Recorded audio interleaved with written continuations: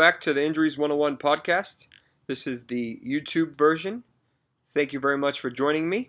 Today we're going to talk about the Minnesota Vikings rookie running back Dalvin Cook and the fact that he suffered a torn ACL in early 2017 season. I'm going to see if this weather will cooperate and I can get enough light to tape it outside. Get a nice little shot of the pool. So let's go. So what do we know about Cook? He's 22. He'll be 23 probably in the next week or two, depending on when you listen to this, in early August. So in 2017, his rookie season, he managed to go 74 rushes for 350 yards and 2 touchdowns, and he caught 11 passes for 90 yards, but no touchdowns. So Fantasy Pros has him projected at 260 rushes this year for a little over 1,100 yards, very respectable, and 7 rushing touchdowns, chipping in another 45 receptions for 360 yards and another 2 touchdowns. That would put him as their number 10 running back in a PPR league. So by the end of this discussion, I want you to decide if that's realistic, and I'll kind of be guiding you along the way and telling you my thoughts about why that is or isn't a possibility. So Cook came out like a bat out of hell from the start of the season. I mean, he looked fantastic. He was averaging almost 20 rushes a game, almost 90 rushes per game over those 20 rushes for the first 4 games. Now, that would have put him on pace for 1,500 yards rushing, and we haven't seen that in at least a couple of years that come to mind. Adrian Peterson, I know, went well beyond that, but most guys don't get that high, so he would have probably easily led the league in rushing. But unfortunately, in the blink of an eye, that his season ended. So we're going to talk about exactly the series of events that came up and how his knee injury occurred. So basically, it was week 4 versus the Lions. Cook tried to cut to his right, and all of a sudden, his knee buckled, and he immediately dropped the ball and grabbed his knee, clutched his knee. Usually a very bad, concerning sign. So he lost the fumble in the process, but unfortunately, you could kind of tell something was seriously wrong, because anytime someone's clutching their knee, writhing in pain, especially a running back, you almost unfortunately have a tendency to think the worst and hope for the best. Well, as we come to find out, the sideline tests likely revealed a torn ACL. He went back for an MRI, and that indeed confirmed a torn ACL. So in addition to this ACL, he also happened to have some torn cartilage, or some damaged cartilage. And we're briefly going to talk about that in a sec too. So what does this mean? I mean, these torn cartilage occurs in about 60% of acute ACL injuries, studies have shown. So let me briefly talk about how important the ACL is and how you tear it. So as we know, unfortunately, tons of NFL guys tear it a lot. Not just NFL, but NFL seems to be really bad for it. So the ACL is a very important ligament in the front of your, kind of inside deep in your knee, that is crisscrossed. In the front is the ACL, and the back is the PCL. And the PCL is the one that Spencer Ware actually tore. So to give you an idea, that you can tear it, it's just not as common. The ACL is important because what it does is it prevents the top leg bone from the bottom leg from shifting this way, and it keeps it intact. So can you live without an ACL? Yes. Can you play football without an ACL? Not really. Especially if you want to be mobile. If you're a running back, if you're a tight end or a wide receiver, you're going to have a heck of a time running without an intact ACL. Some not very mobile quarterbacks can probably get away with it, but even now, probably not in your best interest. You can have a normal daily life. Unfortunately, you just can't do all these cuttings, moving, that type of maneuvers. That's where you really have a lot of force in that ACL. So let's talk about the cartilage now. So you have basically two types of cartilage. You have the articular cartilage, which is the more concerning of the two, in my opinion, and usually not the less talked about it. So think of the articular cartilage as kind of the coating around the bones. So think of kind of like if you're lacquering or painting something, think of it as that. So it kind of protects the bone from the structures around it. Now what happens is if you were to accidentally scuff a table that was painted or lacquered, you're going to see the underneath. Well, that's what happens to the articular cartilage when it suffers a big damage, a big injury. And over time, that wear and tear causes more issues because it doesn't have this lacquer finish anymore, this articular cartilage. So to give you a kind of reference, several players have dealt with articular cartilage damage. Usually, if it's significant damage, they need what is known as a microfracture surgery. Jadeveon Clowney had this. There's a couple different types of surgeries that aren't as common. If you're a baseball guy, both Daniel Murphy of the Nats and Dustin Pedroia of the Boston Red Sox, my hometown team, both had this very serious procedure called an Oates procedure, which works on the articular cartilage. But that's kind of going a little ahead of ourselves. The other part of the possible ligament damage or possible cartilage damage is what we call the meniscus. So meniscus is very common. You've probably heard about it a lot. This is the pillow, so to speak, between the upper and lower knee and upper and lower leg bones. And what it does is it provides a cushion, kind of like the shocks in your car, in order to prevent those bones from kind of smashing into each other. Now, it's two kind of semicircular shaped rings, one on each side of the ACL and PCL. And they basically, they're not the whole length of that part. It's just kind of a ring. And the outside of the ring is thicker, and as it goes, it's only about that thick or so, that wide.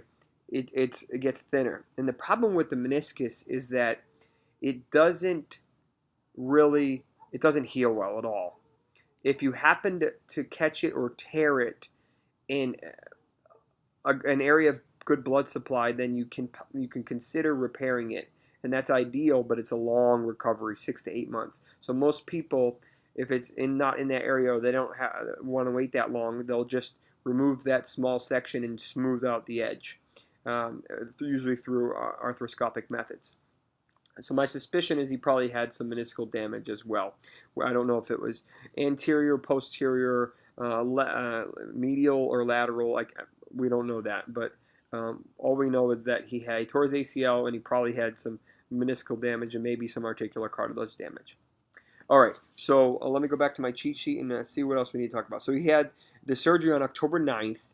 That was 8 days after the injuries, which is good news. That means it wasn't significant damage, swelling, where you had to wait for everything to calm down. That gives Cook, who in my opinion is a 3-down running back, 11 months of ACL recovery before he plays in week 1 of this year. So the appropriate timeline for ACL reconstruction surgery is about 9 to 11 months. Can people come back sooner? Yes. Adrian Peterson, for instance, he's a beast. He came back in 6 months, and then he went on to almost break Eric Dickerson's record. So it's possible to come back, but it's not ideal and it's not common. Especially since you're not rushing back, 11 months is really good time, really appropriate and whatnot. The first 6 months usually is a lot of rehab and a lot of straight line running. Then the last couple months, that's when you start incorporating cutting and you work on strengthening and that type of stuff.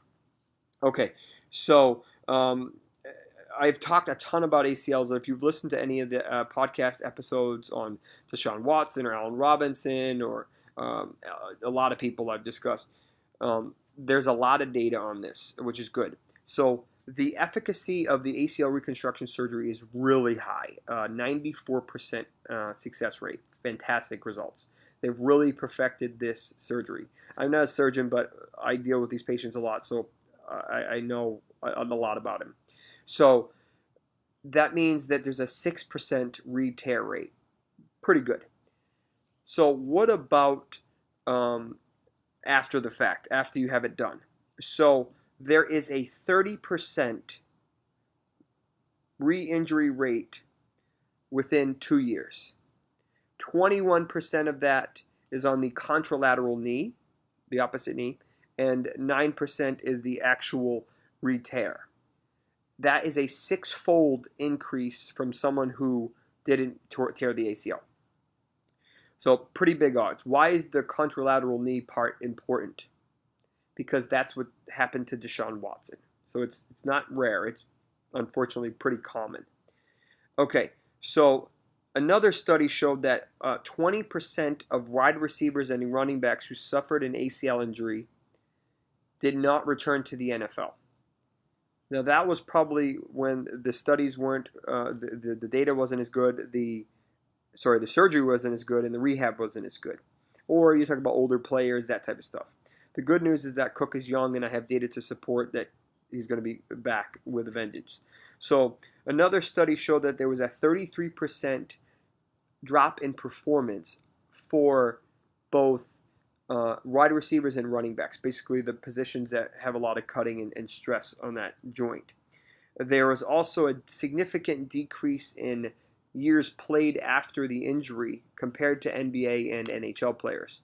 So we're talking 2.1 years after the injury in NFL and 3.2 years in NBA and NHL after their injury. So a long time, a year and a half is a pretty long time for a professional career for regular people, not the, LeBrons, who's like the guy's a machine, or the Kobe's or the Dirks, or, Brady's and that type of stuff. Like the regular guys don't play 15 years.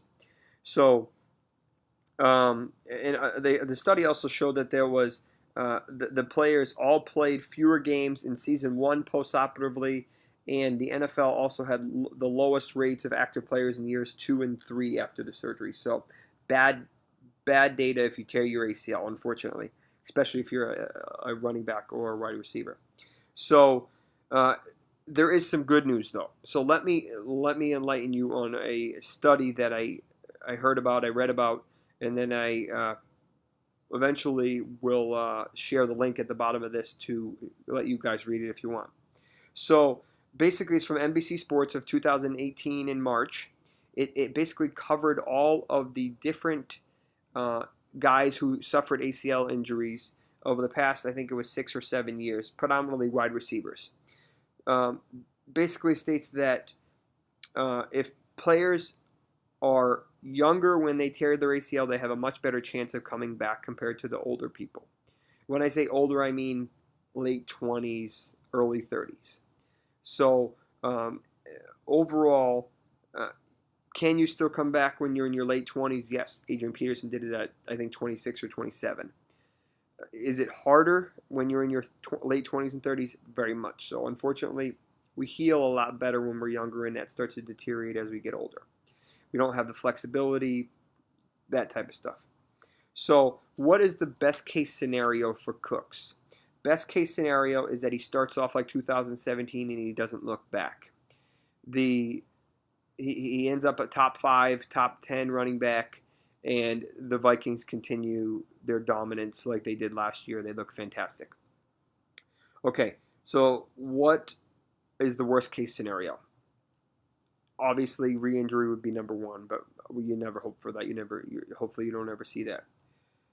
The other part would be that Cook struggles because of the poor line that the Vikings have, because he can't cut and move like he wants to. The knee's just not quite responding.